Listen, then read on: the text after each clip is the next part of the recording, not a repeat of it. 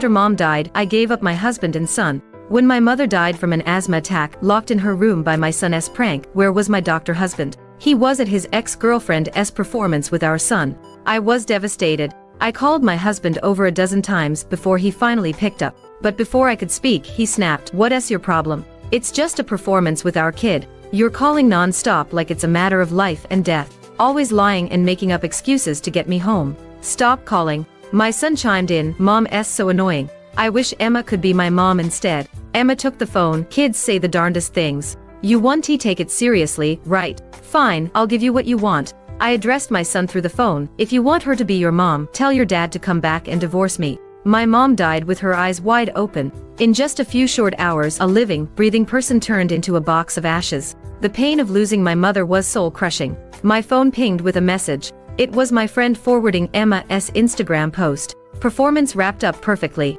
Check out our six-handed piano play with my two clingy fans. How's our chemistry?" In the video, my son and husband flanked Emma like two bodyguards. The three of them played the piano in perfect harmony, looking every bit like a happy family. My husband even commented, calling us clingy already. "You ungrateful little thing." Emma replied, "Humph. You know very well how grateful I am, especially after last night." The pain in my chest spread through my entire body. While my husband and his ex were playing piano with our son, my mother was having an asthma attack with no one to help her. While they were flirting shamelessly, my mother had already been taken to the crematorium, turned to ashes. They got their perfect moment, but what about my mom? Who's going to bring her back to life? I was filled with so much hatred. When my mom called for help, I immediately called 911, but the ambulance couldn't arrive fast enough. I drove home as fast as I could, desperately calling Jacob to go save my mom. Emma South performance venue was close to our house. It would have taken him just a few minutes to go back and forth. But Jacob remained unmoved, thinking it was just an excuse to get him home. "Abigail, you know I hate being lied to." His tone softened. "I don't want to miss a second of Emma's performance. Be good and don't cause trouble now." No matter how I explained, he wouldn't listen. He was convinced I was lying. I pleaded, choking back tears, "For the sake of how my father once saved your entire family, I'm begging you to save my mom. I'm not lying." But my words only angered him. "Enough. How long are you going to use your father's life to emotionally blackmail me?" At this moment, our son urged him to hang us. I screamed desperately, "Don't hang up. Jacob, I'm begging you, my mom is dying." Jacob's patience ran out, "Then let her die." My mom died because she didn't get help in time, while their six-handed piano video went viral online. Emma even gained a bunch of new followers because of it. After dealing with my mom's funeral and forcing myself to sign the divorce papers, I finally collapsed into a deep sleep. My husband and son returned 3 days later. "Is dinner ready? I texted you earlier. Why are you still sleeping?" Jacob barged in, roughly yanking the blanket off me, his face full of disgust as he questioned me from above. I must look a mess, but I couldn't care less. Lucas pinched his nose in disgust. "Dad, I'm hungry. Let's go find Emma. Let this dirty mom sleep to death." My heart felt like it had plunged into an icy abyss. This was the son I had risked my life to give birth to. I almost died from massive blood loss during his birth. After he was born, he cried day and night. I held and comforted him around the clock, fed him, completely worn out. I had worked so hard to raise him to this age, yet his birthday wish was for Emma to be his mother. My son truly took after his father, even fancying the same woman. Looking at this flesh of my flesh, my heart shattered. It was because of him that I lost my mother. Thinking of my mom who died with her eyes open, I could no longer contain my emotions. I grabbed Lucas hysterically, demanding, "You knew Grandma had asthma. Why did you lock her alone in the room?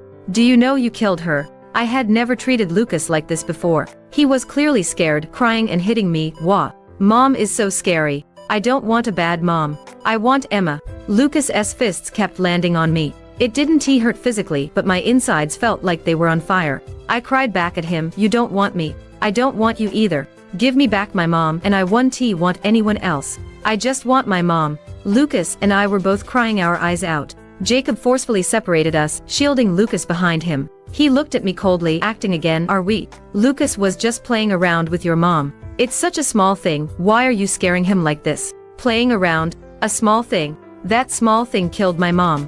I looked at him, grief-stricken and angry, "But my mom is dead." "Enough.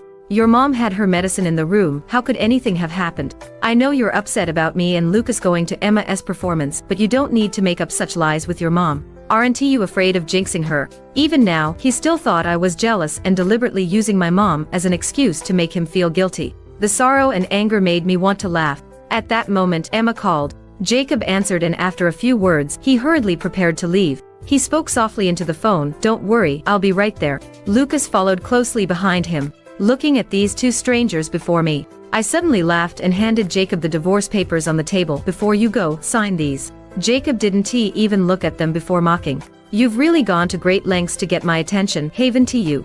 Divorce. You think you can live without me and Lucas? Stop these tricks, you're just embarrassing yourself." With that, he left with Lucas. In the past, every time we argued, no matter whose fault it was, I would always be the one to make up and apologize. But not anymore. As soon as they left, I quickly packed my things, dragged my suitcase out, and resolutely left. I returned to my mother's old house. Family photos of the three of us still hung on the walls. But my beloved parents were gone. 10 years ago, my father died saving Jacob's entire family in a mudslide. Back then, Jacob held me and said, "Don't cry. You still have me. I'll be with you for life." Those words were deeply etched in my heart. Later, we got married and had a child. Jacob's kindness made me believe we were soulmates. But everything changed when Emma appeared. He stopped sharing his daily life with me. He would often zone out and inexplicably stare at his phone with a silly grin. On our wedding anniversary, Emma said she had a headache and Jacob abandoned me to rush to her side. When I got into a car accident and needed his help dealing with threats, he was busy helping Emma dodge drinks. When I was sick and needed his care, he said he was busy washing Emma's dog. No matter when or where, Jacob could drop everything and rush to Emma's side at her slightest call or message. If I dared to question him, I was being unreasonable, emotionally blackmailing him, or trying to cash in on past favors. It was then that I realized what was nectar to me was poison to him. What I thought was mutual love was, to him, nothing but an obligation to repay a debt. Even my son was often taken to meet Emma. Lucas no longer hugged my neck saying he loved me. Instead, he lamented why Emma couldn't be his mother. Holding back my pain, I asked Lucas why. Eating the food I made, he said innocently, "Emma is gentler than Mom. She and Dad take me to eat things Mom doesn't allow. Her cooking is better than Mom's, and she can play the piano. She never scolds me and is very nice to me. Dad loves her too." Lucas's words hurt, but I thought it was just childish talk. I still tried to repair my relationship with him. But when Emma and I both fell into the water, my husband and son unanimously went to save Emma. My husband pulled her out of the water, while Lucas rushed to get towels and hot water. They fussed over her endlessly. I was invisible to them. At that moment, my suspended heart finally died. I decided to stop compromising myself. Just as I was about to divorce Jacob, my mom came from the countryside to visit. Her health wasn't good, and I didn't want to upset her, so I had to put off the divorce until after she left. But in this short time, they went too far, directly causing my mother's death. I was grief-stricken and desperate. Not wanting my mom to be lonely on her journey, I asked the village uncles to help arrange a funeral for her. After the funeral, I returned home exhausted. The empty house was silent except for the ticking of the clock, a silence that bred despair. I called out of habit, "Mom, I'm home. What delicious food did you make for lunch?" But only endless silence answered me. Tears streamed down my face uncontrollably. Oh, that's right. My mom is dead. Suddenly, the front door was kicked open with a bang. Jacob stormed in, his face cold as he glared at me fiercely. Emma and Lucas followed behind him. As soon as he entered, he began searching the house. Finally, he came back to me and asked, "Where's Mom?" I stared at him in disbelief. "What do you mean?" The following content is exclusive to SVIP members. Don't play dumb with me. You know exactly what your mom did. Why did she steal Buddy when she knew how important he is to Emma? Emma relies on him. I've told you many times there's nothing between Emma and me. I just treat her like a sister. She's an orphan with poor health. What's wrong with me taking care of her? Why does your mom have to target her because of you? Can't you two just accept her? Buddy was Emma's dog. Jacob's voice was ice cold, but his words made me feel a surge of emotions, anger choking me until I could barely breathe.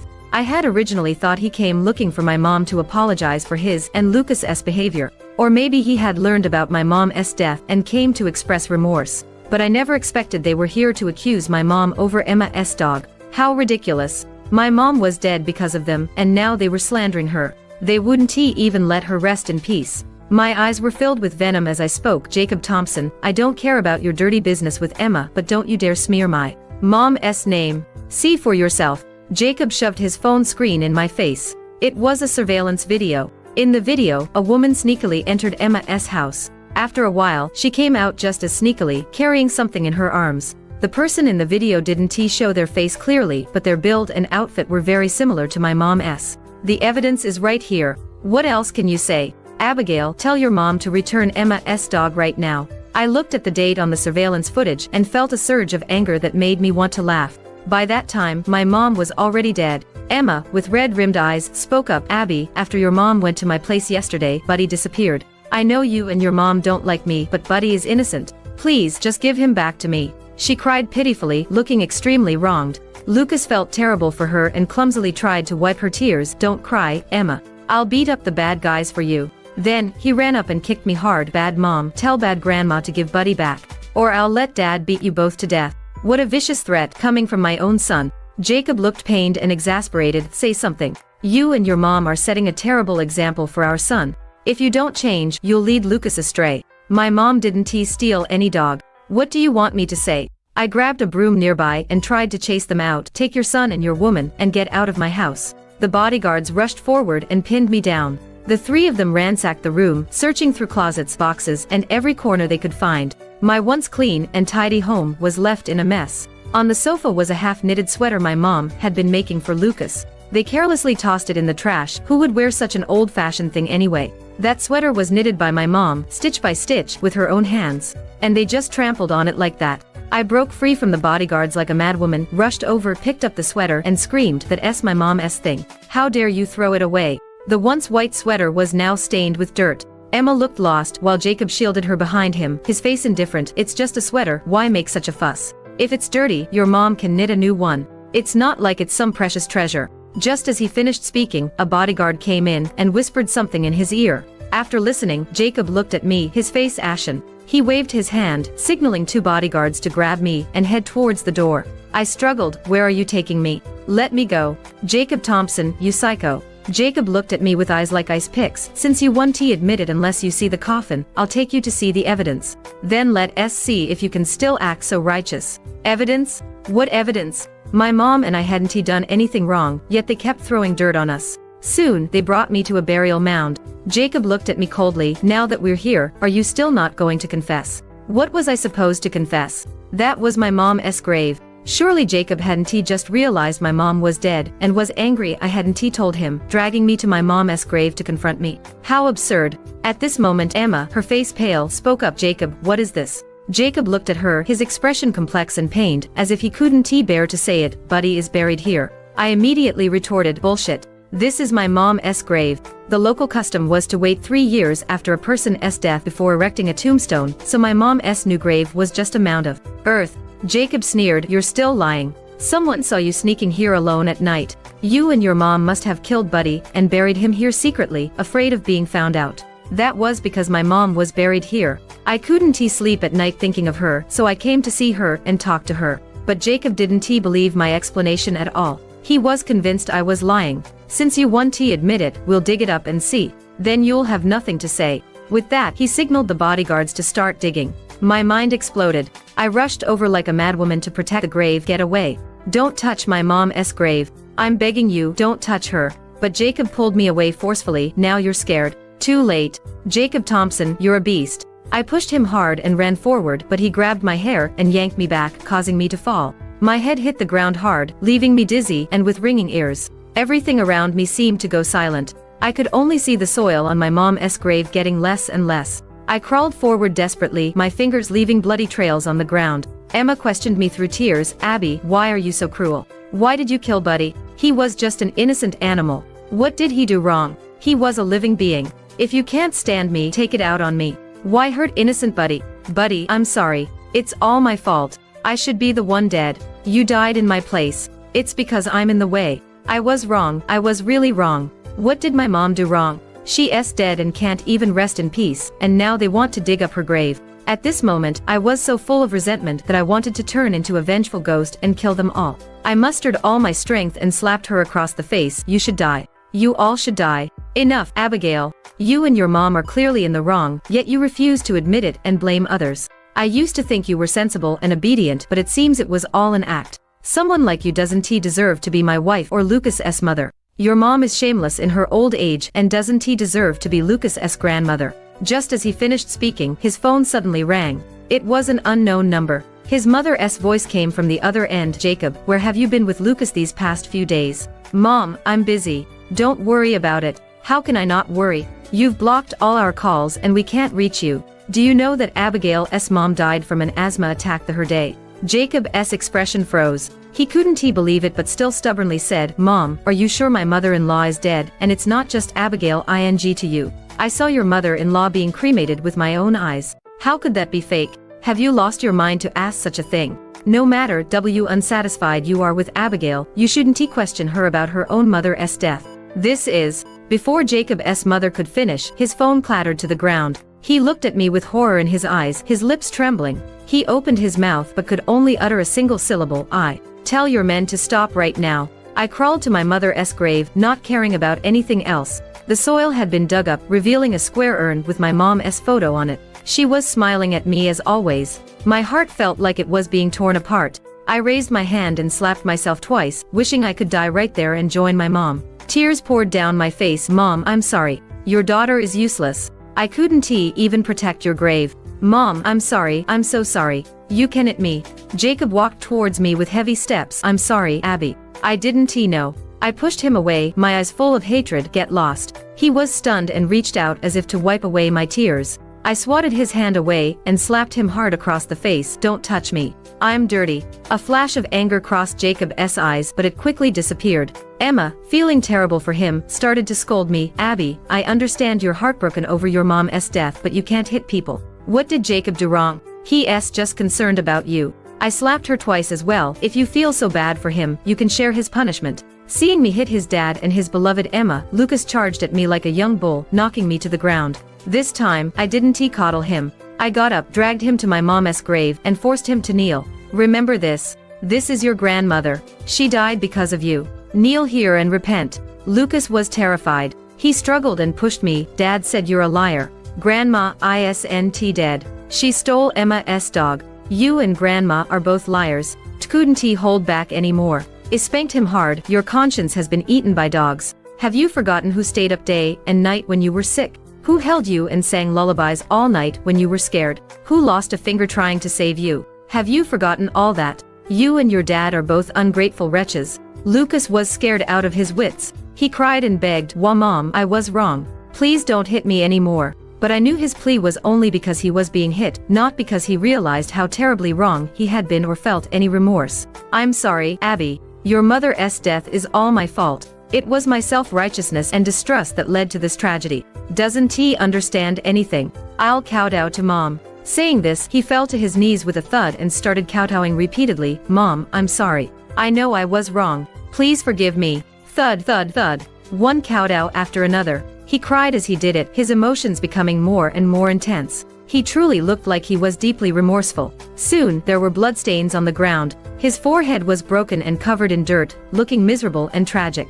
Emma tried to pull him up, feeling heartbroken, but Jacob pushed her away, causing her to fall. He looked at her with a coldness she had never seen before. My mother-in-law died a week ago, yet you showed me surveillance footage from 2 days ago, accusing her of stealing your dog. Emma Wilson, how much have you been lying to me? No, Jacob, the person in the footage really did look like Abby's mom. I didn't know she had passed away, so I misunderstood. I wasn't lying to you. Jacob sneered, the surveillance footage isn't fake, but I bet you specifically found someone to impersonate my mother-in-law. Your goal was to drive a wedge between me, my mother-in-law, and Abby, right? You thought your plan was foolproof and would leave her speechless. But you didn't expect that my mother-in-law was already dead. How could a dead person steal a dog? Emma Wilson, I was blind not to see what a vicious, scheming woman you are. The color drained from Emma's face. She cried, trying to explain, I really didn't. I don't know that woman. I didn't do it. Please believe me. But Jacob just coldly pushed her away. You don't need to rush to explain. I'll have someone investigate. Hearing this, Emma's legs gave out and she collapsed to the ground. After chasing them all away, it was finally quiet. No more disgusting people to disturb my mom. It was just us, mother and daughter. I quietly refilled the grave bit by bit, tidying up my mom's south resting place. I sat by her grave talking to her for a long time. It was dark by the time I returned home. As I approached the door, I noticed the lights were on inside. Thinking there might be a burglar, I was about to call for help. But then the door opened and Jacob's face appeared unexpectedly. You're back. Dinner's ready. Come eat. Get lost. I pushed past him and walked straight in. Only then did I realize he wasn't alone. Lucas was there too. When Lucas saw me, he looked timid, no doubt still feeling the impact of the beating from earlier. He glanced at me, testing the waters. Mom, you've got the wrong person. I'm not your mom. Emma is your mom. My attitude was cold and hard. Lucas's eyes immediately turned red. He looked to Jacob for help. Jacob sighed, walked over, and patted Lucas's head, comforting him. Mom's just saying that because she's upset. We hurt Mom's feelings first, so it's natural for her to be angry. Lucas, let us work hard with Dad to make it up to Mom, okay? We'll be extra good to her so she'll forgive us. Lucas looked confused but nodded vigorously. Perhaps in the past, seeing them like this would have moved me, but now, I felt nothing but disgust. I had no patience to watch this father-son act. I coldly told them to leave. Please get out of my house right now. Maybe it was my resolute attitude. This time, Jacob didn't insist on staying. The food on the table, remember to eat it before it gets cold. It's my first time cooking, so try it. If you don't like it, just throw it away.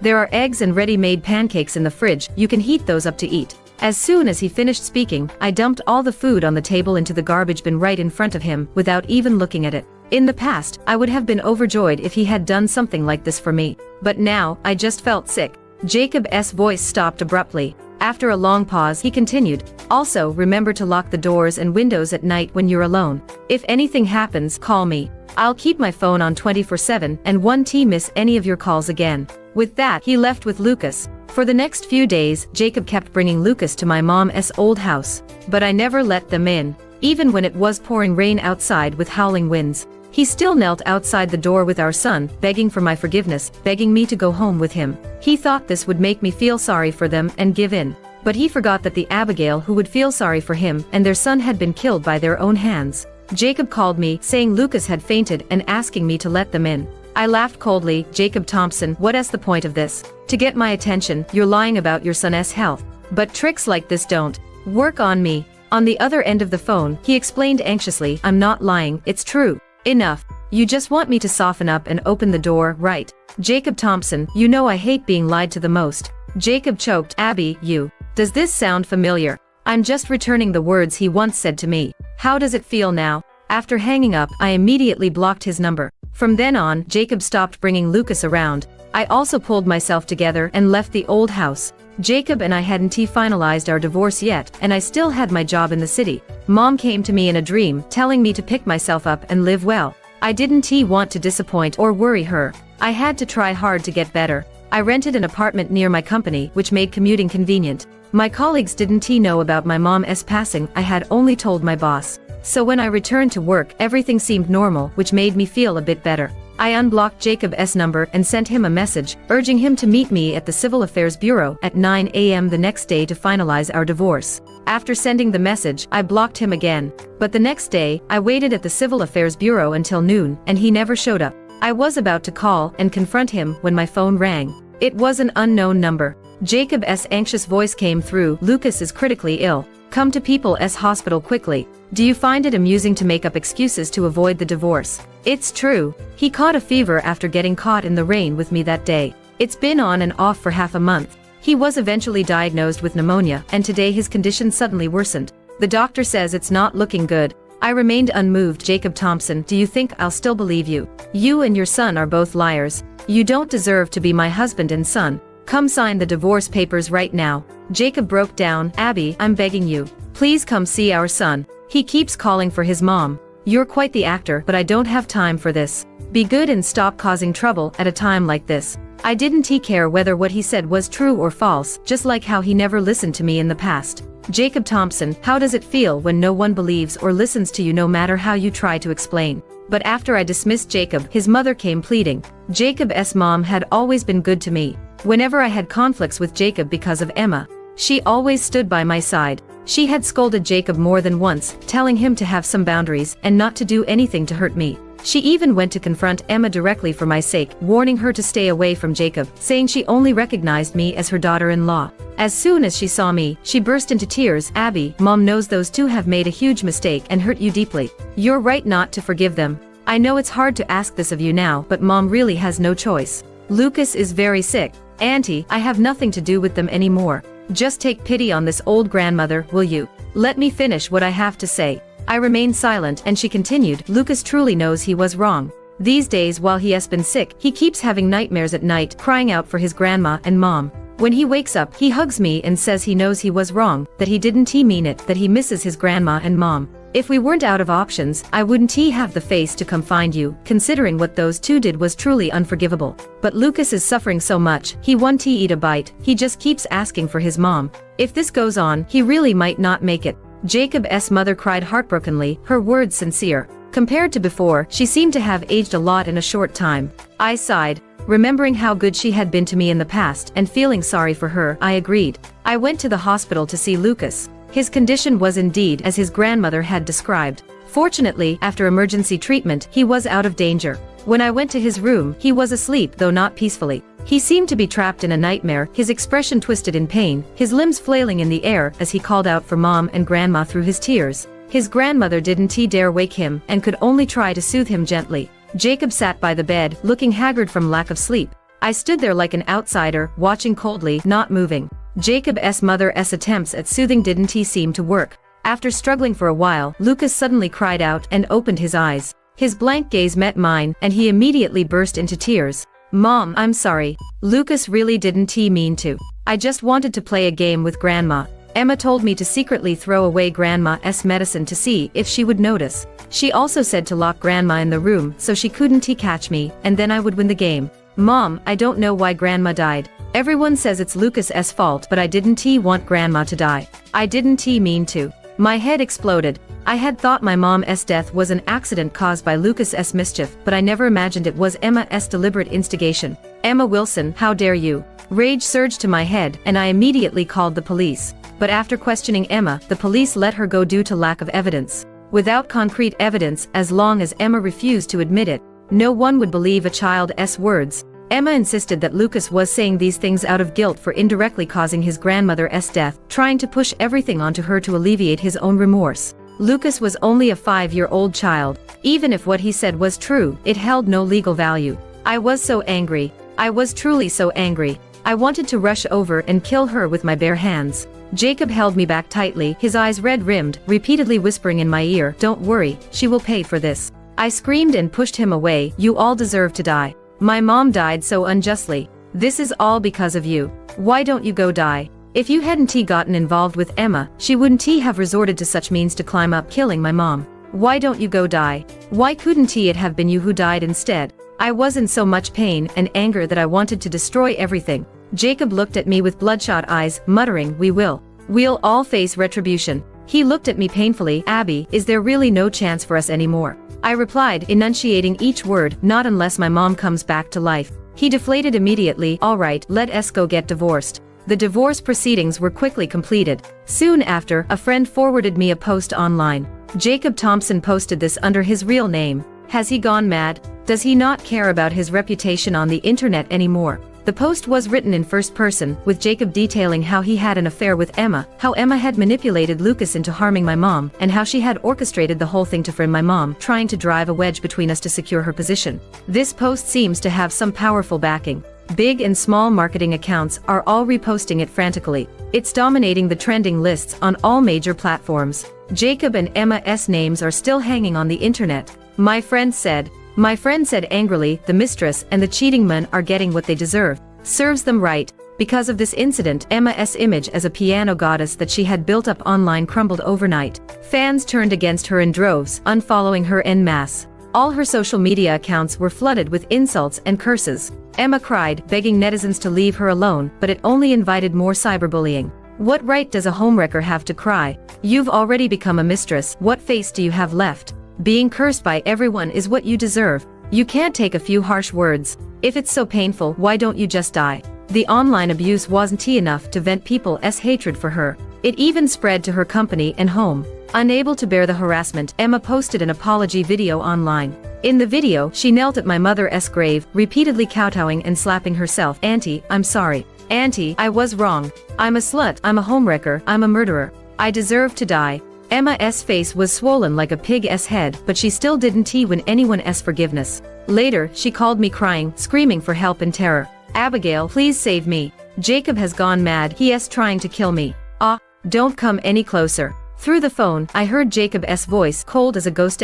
Emma Wilson, you ruined me, ruined my son, ruined our family. We're both scum. We've wronged Abby and her mom. We should both die. Come with me to apologize to the dead. Then, accompanied by Emma's terrified screams and the sound of rushing wind, there were two loud thuds and everything fell silent. Emma and Jacob were dead. This news quickly made headlines, sparking another round of public discussion. The series of scandals inevitably made me the center of attention and discussion as well. My boss, seeing my predicament, happened to have a regional manager position open at an out-of-town branch. He decided to send me there. Before leaving, I visited my mom's grave one last time, telling her I was going to work in another city and that I would listen to her advice and live well. I didn't tell anyone I was leaving, but Jacob's mother still managed to bring Lucas to see me off. Lucas cried, begging me not to go. Jacob's mother said Lucas had already lost his father and couldn't lose his mother too. She asked me to have pity on the child. I asked them to have pity on me too. I told them really couldn't face Lucas anymore.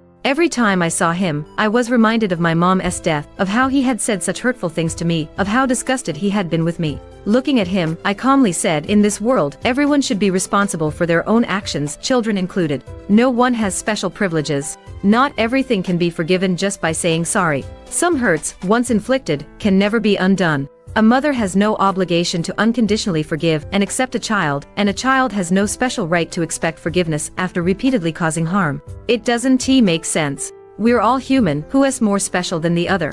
Lucas stared at me blankly, not saying a word for a long time. Tuato Naito I truly understood, but it no longer mattered to me. Coming to a new city was a fresh start. My work was fulfilling and busy. Occasionally, I would have small gatherings with colleagues after work. During holidays, I would return to my hometown to pay respects to my mom. 2 years passed and I had a new family. My husband loves me very much and we live happily together. I also have a daughter now. She is adorable. From the womb to the postpartum period, she has always been considerate of me as her mother. She never fusses, always smiling, eating and sleeping well, and can even soothe herself when she wakes up. She doesn't cause any trouble at all. Friends and family all say my daughter must be here to repay a debt of gratitude. They've never seen such an easy baby to care for, and they envy my good fortune. I smile, feeling grateful too. It must be my mom watching over me from heaven, blessing me with such a well-behaved child. Mom, can you see? Your daughter is very happy now.